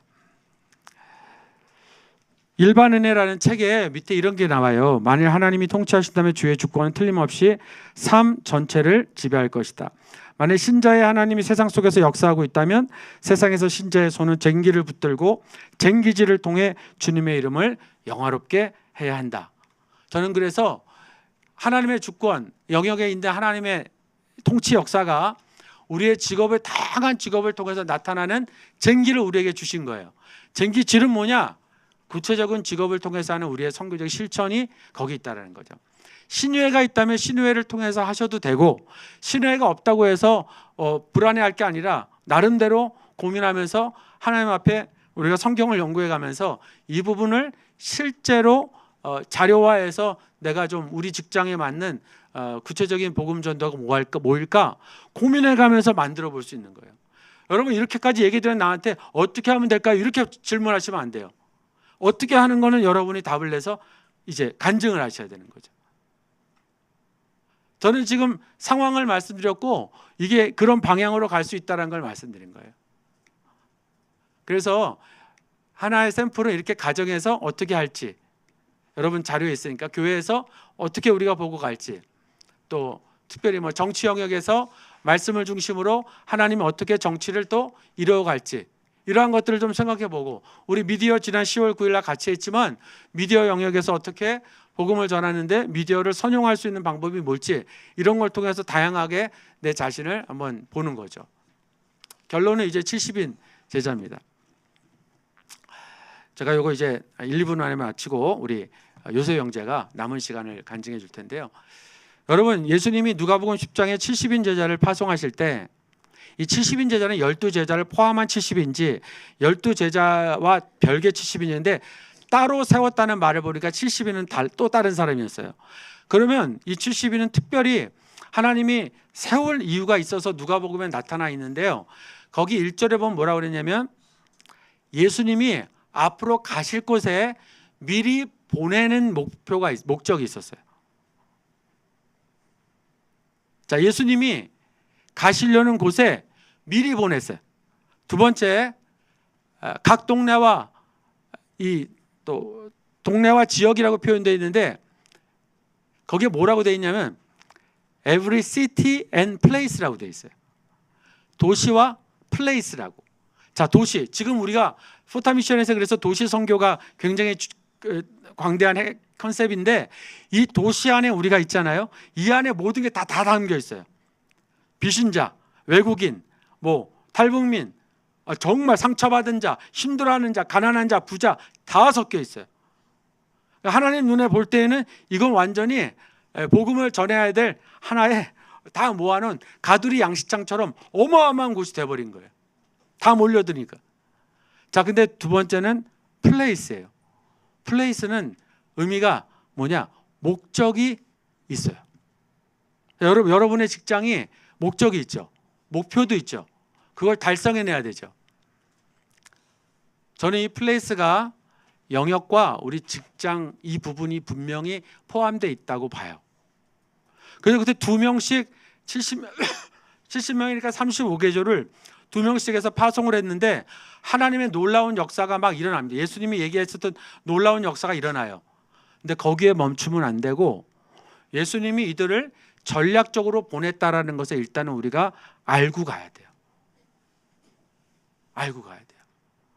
1절만 제대로 알아도 70인 제자 사역은 특별한 일이 아니라 일상에서 우리가 할 수 있는 아주 평범한 사역으로 접목시킬 수 있다는 것을 깨달을 수 있습니다. 여러분, 기왕이면 교회에 데려와서 귀신 떠나가고 치유하는 것보다 여러분들이 있는 직장에서 그 상대방을 위해서 어려움을 위해서 기도해 줬는데 마음의 평안을 입었다든지 정말 집에 갔더니 뭐가 낫다든지 네가 기도해 주니까 우리 엄마하고 내가 안 싸웠다든지 뭐 이렇게 네가 기도해 주니까 통장에 돈이 들어왔다든지 기왕이면 여러분들의 직장에서 이런 일이 일어나는 게 훨씬 좋잖아요. 근데 70인 제작은 예수님과 함께 있었던 공간에서 이루어진 게 아니에요. 은사에 치중된 게 아니라 명령을 받고 나간 사람들이 성령 받은 사람이 나가니까 지역 공간에서 전부 다 귀신이 떠나가고 복음이 전해져 하나님의 나라가 왔다라고 하는 증거가 확 드러나는 거예요. 저와 여러분이 복음 전한다고 하나님 나라가 넓혀지는 게 아니라 이미 하나님의 나라는 옛날부터 있었는데 이제 그것이 하나님의 나라인 것이 드러나는 거예요. 어둠이 물러가니까. 그리고 난 다음에 이 사역을 한 모든 자들이요 기뻐하지 말고 너의 이름이 생명책에 기록된 것으로 마지막 유일한 기쁨해라. 사역에 심취돼서 스타 되지 말고 저와 여러분이 그저 하나님이 알아준다라고 하는 거 하나만으로 겸손하게 사역 감당해라라고 주님이 말씀해 주신 것이 70인 제자예요. 로뎀나무 교회 우리 성도 여러분이 지금 이 긴 시간 정말 집중해 주셨는데 저와 여러분이 가야 될 길은 바로 이런 길이 아닌가 싶습니다. 저는 이 로뎀나무 교회를 통해서 정말 우리 조그만 포타 미션이 아주 큰 꿈을 꾸고 함께 귀한 사역을 하고 많은 검증을 받았어요. 목사님을 통해서, 여러분을 통해서. 그리고 이제 여러분들이 이를 통해서 이제 앞으로 돌파하고 가셔야 될 때가 온 거예요. 수하시고. 그리고 이 땅 전부 다 이곳에 있는 외국인과 고려대학교 학생들 다 선교하시고, 기왕이면 여러분의 목사님 고려대학교 총장으로 앉히시고,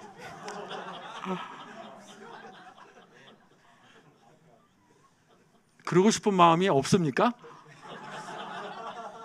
여러분의 목사님 제가 모시고 갑니다. 그럼 누가 됐든지 이 가운데서 학교 캠퍼스를 위해서 목숨 걸 총장 한 명 나오고, 그리고 정말 이 지역에 하나님의 나라가 이미 하나님 거라는 것을 증명하는 사람들이 나오는 로뎀나무 교회 되기를 주님의 이름으로 소원합니다. 자, 우리 이제부터 한 15분 정도인데요. 우리 최고의 로뎀나무 교회 제일 잘생기고 최고로 멋진 중국말을 중국 사람보다 더 잘하는 우리 요새 형제 나와서 간증으로 마무리하겠습니다. 나올 때 박수 한번 보내주시기 바랍니다.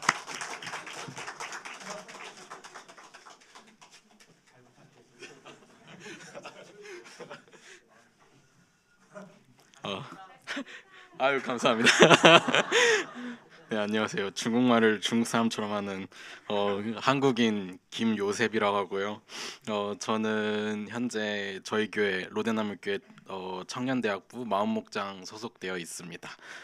만나서 반갑고, 저의 주제는 포타미션 자신의 영역 발표라는 주제로 이번에 간증 겸 발표를 하게 되었는데요. 이걸로 넘기면 되나? 네. 그래서 저의 영역은 특별히 좀 두 가지 영역으로 제가 하고 싶은 게 많은데 특별히 좀 두 가지로 좁혀봤어요.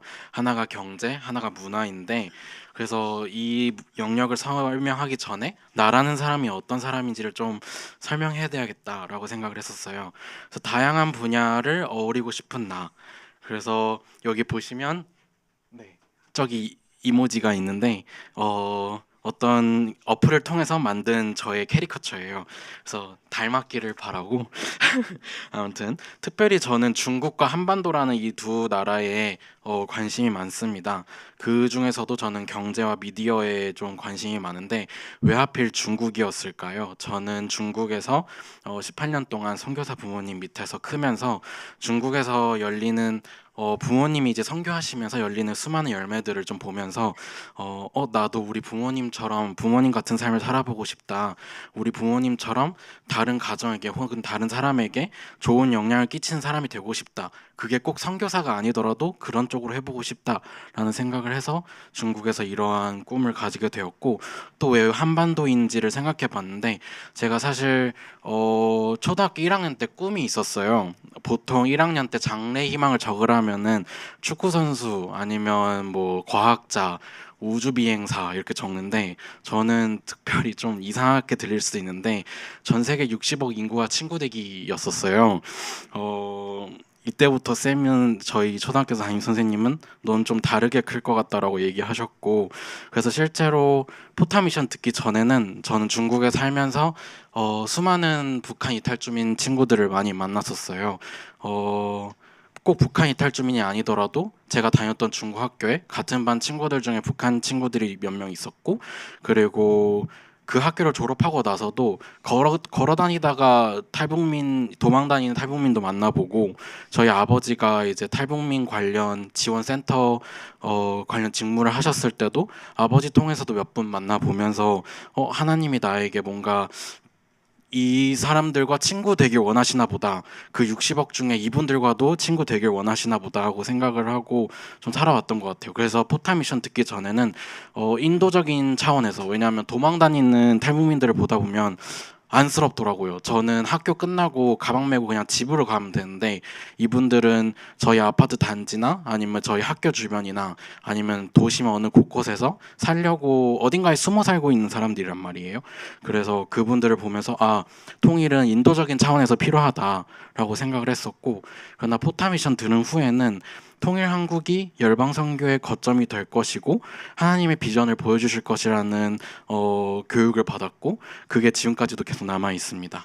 그래서 왜 하필 경제였고 왜 하필 미디어였는지를 좀 설명드리고 싶은데, 왜 경제였냐면 저는 그분들을 보면서 그분들과 같이 더불어 먹고 살고 싶다라는 생각을 하게 되었고, 미디어 영역은 내가 가지고 있는 이 생각들이 다른 사람들에게도 같이 공유되었으면 좋겠다 해서 이 두 가지로 좀 좁혀봤었습니다. 그래서 어떻게 더불어 먹고 살 것인가에 대해서 제가 최근에 삶을 살면서 좀 공유해 드릴 것이 몇 가지 있는데요. 단기적으로는 북한 이탈 중인 친구들과 네트워킹 하는 건데, 사실 제가 대학교 1학년 때 한국에 돌아오면서 만나게 된 대학생 친구 중에 처음으로 사귀게 된 친구가 한 명 있는데, 그 친구가 탈북민 친구였어요. 근데 처음 대학교 1학년 때 3월 학기 시작하면서 이 친구가 저에게 본인은 북한에서 왔다라고 얘기를 안 하고 4월 1일이 만우절이잖아요. 만우절 날 같이 밥 먹으면서 할 말이 있다고 얘기하더라고요. 그래서 할 말이 뭐냐 했더니 나 북에서 내려왔다라고 하는 거예요. 그래서 만우절이니까 구라까지 마라. 그래서 뭔 그런 소리를 하냐. 뭐 그런데 계속 진심으로 얘기하는 거예요. 진심으로 얘기하면서 본인의 이제 신분증도 비롯해서 이제 본인의 스토리를 막 들려주는 거예요. 그래서 얘 구라가 아니구나, 진짜구나. 그래서 내가 이 친구, 하나님이 나에게 대학교에 와서 처음으로 알게 하게 준 친구가 탈북민인데 나에게 진짜 통일을 위해서 뭔가 소명을 보여주고 계시는구나, 한 번 더 좀 확증을 얻게 되는 계기가 되었고, 그래서 이번 1월 1일 날 제가 2016년도에 이 친구를 알게 됐는데 24년도 1월 1일 날 이 친구가 전화를 하게 되었어요. 그래서 전화를 하면서 저한테 해주고 싶은 말들이 있다고 하더라고요. 제가 사실 16년도부터 24년도까지 이 친구를 저희 교회에 데리고 오려고 수많은 노력을 했었어요. 그래서 친구 초청 예배, 크리스마스 이브 행사, 뭐 같이 맛있는 거 먹을 때나 등등, 혹은 제가 이 친구랑 같이 대학교 다니면서 탈북민 관련 활동도 많이 했는데 그 활동도 최대한 우리 교회에서 했으면 좋겠다라고 이제 목사님께도 양해를 받았었고, 그런 활동을 하다 보니까 이 친구가 지금 탈북민 관련 NGO에서 일하고 있어요. NGO에서 일하면서 같이 일하고 있는 동료가 신기하게도 제 초등학교 동창인 거예요.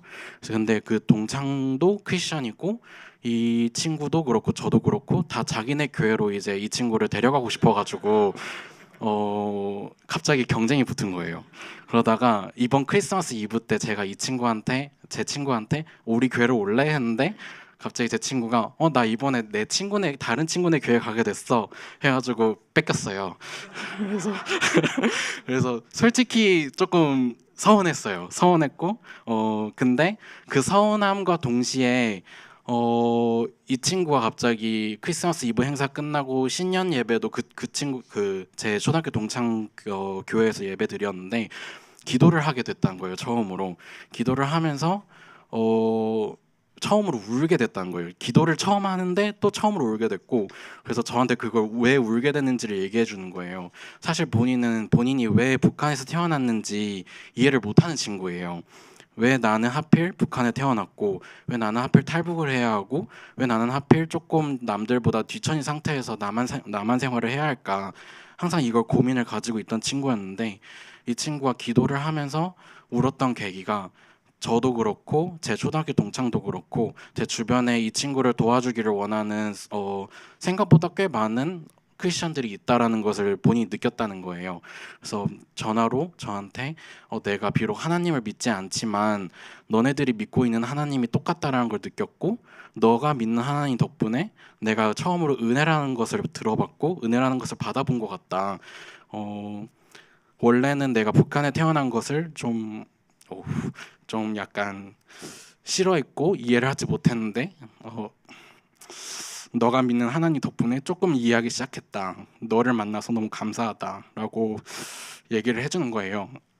그래서 와 진짜 감사하다 이거를 좀 많이 느꼈던 것 같고 하나님이 나를 통해 이렇게 계속 북한 이탈 주민 친구들을 보내주시는구나 하면서 감사하면서 나는 앞으로 더더욱 더 열심히 살고 더 착실하게 살아서 이 친구들에게 더 좋은 하나님, 더 좋은 하나님의 모습들을 많이 보여주고 싶다라는 걸 좀 깨달게 되었고, 그리고 두 번째로는 교회 내에 저희 통일 북한 선교부가 있어요. 처음에는 저와 이제 최길 지사님 이렇게 두 분에서 시작했다가 2023년도에 갑자기 15명이 된 거예요. 그래서 와 기적이다. 이건 하나님께서 우리 보고 기도하라는 기적이다라고 해서 같이 기도하고 활동을 같이 실천할 수 있는 공동체를 또 저에게 부어주셨고, 그리고 마지막으로 단기적으로는 저는 세일 아카데미라는 곳에서 활동을 하고 있는데 이곳은 탈북민 청년들을 사회생활 혹은 대학생활을 잘할 수 있도록 돕는 단체예요. 그래서 저는 여기서 현재 중국어 과외를 해주고 있는데 무료 봉사로 해주고 있거든요.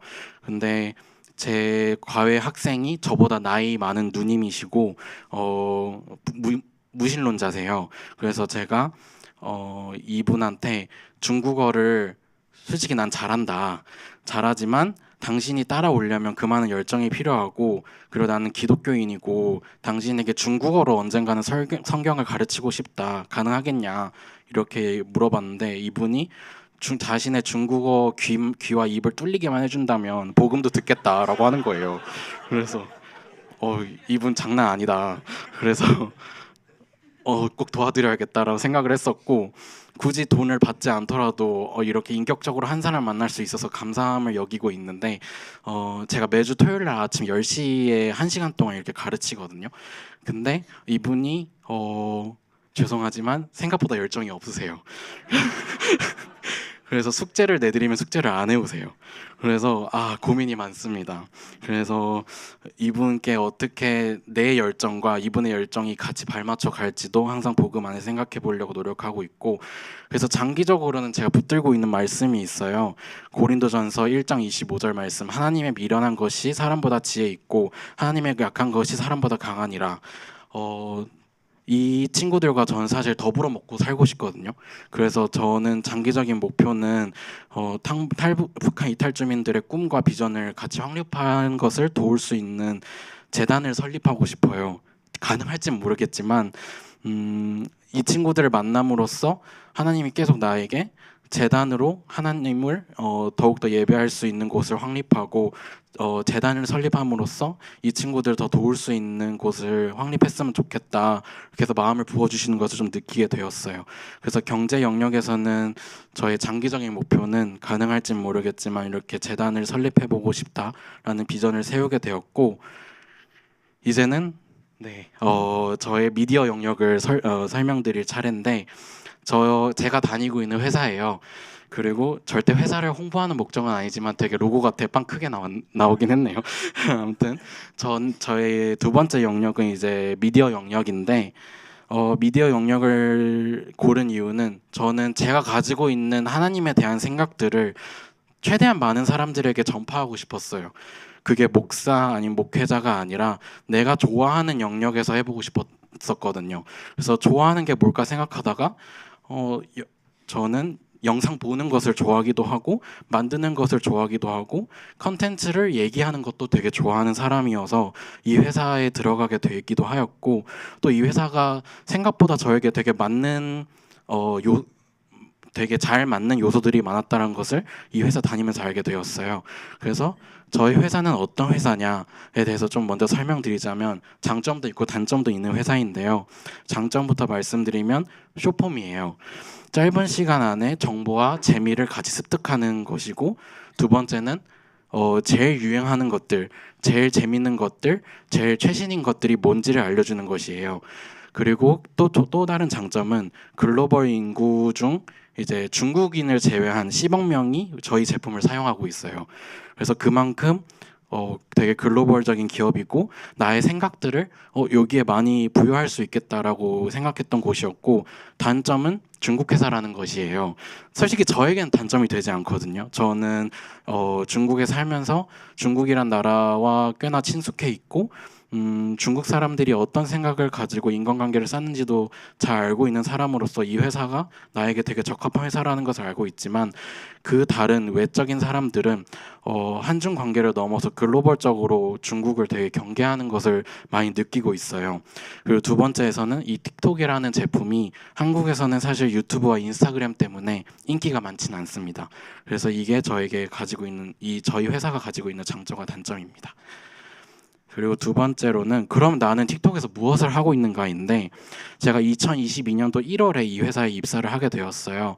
그래서 10월까지 퍼포먼스 마케터라고 하는 직무로 일하게 되었는데, 이 일은 신규 고객의 유입을 위해서 컨텐츠 광고 혹은 여러 영상들을 성과 평가를 하면서 무엇이 좋은 영상인지 그리고 무엇이 좋은 광고인지 고민하고 이것을 사람들에게 계속 뿌리는 역할을 많이 했었습니다. 뿌리고 성과 평가를 하고 또 뿌리고 성과 평가하고 이런 것을 지속적으로 많이 했던 사람이어서, 거기서 주로 했던 일들은 영상을 검색하고 무엇이 좋은 영상인지 사람들과 인터뷰도 하고 시장 조사도 하고, 그렇다면 좋은 영상을 가지고 왔으니 사업도 기획해보고 그런 마케팅적인 일들을 했었습니다. 그러나 현재 저는 10월부터 현재까지 폴리시 인포스먼트라는 부서에 새롭게 편입이 되었는데, 여기서는 제가 정책 집행관의 일을 하고 있습니다. 나쁜 영상을 연구하고 그 연구한 것을 통해 미디어 정책을 개선해 나가는 일을 하고 있는데요. 좀 짧게 말하자면 저는 미디어 심사자들의 판사 역할을 하고 있습니다. 그래서 무엇이 나쁜지 왜 나쁜지를 계속 연구하는 사람인데요. 조금 더 단편적으로 말씀드리자면, 퍼포먼스 마케터일 때는 이렇게 챌린지, 슬립백이 한창 유행했었죠. 요리, 그리고 드라마, 꿀팁 등등 다양한 카테고리에서 제가 이것은 사람들에게 공유할 수 있는 것들이다, 이것은 사람들에게 띄워지면 좋은 것들이다, 이런 것들을 선별해서 같이 의논하고 띄우는 역할을 많이 했었습니다. 그러나 제가 지금 있는 팀에서 과연 무엇을 하고 있을까요? 지금 있는 팀에서는 위험한 챌린지, 기절 챌린지, 자기 똥 먹기 챌린지, 변기핥기 챌린지, 자살 챌린지 등 여러 위험한 챌린지들을 제가 보고 있고, 분열 분쟁, 좌파냐 우파냐, 탈북민이냐 뭐냐, 아니면 빨갱이냐 뭐냐, 아니면 일본 역사를 올바르게 보고 있냐 아니냐, 아니면 정치가 잘 되고 있냐 마냐, 이런 것들을 보고 있고, 범죄도 보고 있습니다. 마약, 성범죄, 사기, 모조품 거래, 부동산 사기, 이런 영상들이 끊임없이 올라오고 있고, 또한 최근은 아니죠. 사실 저희 플랫폼에서 가장 유명하면서 안 좋은 것 중 하나가 10대 자살과 자해입니다. 저희 플랫폼을 통해서 자신이 자해하고 있는 영상, 자신이 자살하고 있는 영상을 생방송으로 올리고 죽는 모습을 저는 계속 봐야 합니다. 이런 것들을 저는 보면서 왜 나쁜 것인지, 사실 이런 것들을 보면 주관적으로 나쁜 게 맞다, 그냥 느낌상 나쁘다, 이런 걸 알 수 있습니다. 하지만 저는 정책을 연구하는 사람으로서 이게 객관적으로 왜 나쁜지를 계속 연구해야 하는 사람으로 팀이 바뀌게 되었습니다. 그렇다면 이곳에서 나의 영역 선교는 무엇일까라고 고민을 해봤을 때, 직무 가치관에 있어서는 고린도전서 10장 23절을 붙들고 나아가고 있습니다.